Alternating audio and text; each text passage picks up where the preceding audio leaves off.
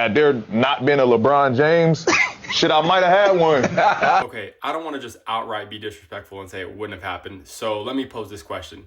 Knowing what we know now about how LeBron's infamous finals run went when he went to like 8 straight NBA finals, could we with any sort of certainty say that a team out of the East other than the Miami Heat or Cleveland Cavaliers during that time would have won the NBA finals if they somehow, found a route to the finals, right? So I'm thinking the Toronto Raptors with DeMar DeRozan, Kyle Lowry. I'm thinking the Indiana Pacers, right, with Paul George, David West, Roy Hibbert, that squad.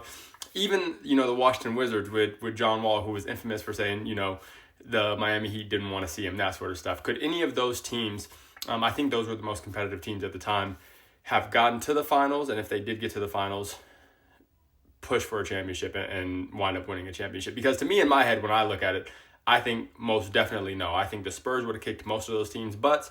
I think the Warriors most definitely would have kicked those teams' butt. Shoot, maybe even more so the Spurs than the Warriors, because the Warriors were still young. This is pre-KD in large part. So I don't know, but my initial thought is to say, absolutely not. You guys would not have won a finals even if you got to the finals. But I do think if you look earlier, right, like when the Boston Celtics were still in their winning window, right, at the tail end of it, let's say 2012, for example, when they were healthy and they took, the Heat to 7 games, they were up 3-2, and then they wound up winning 2 back-to-back. That team could have potentially gave the Spurs a run for their money. Honestly, I think that would have been an interesting series.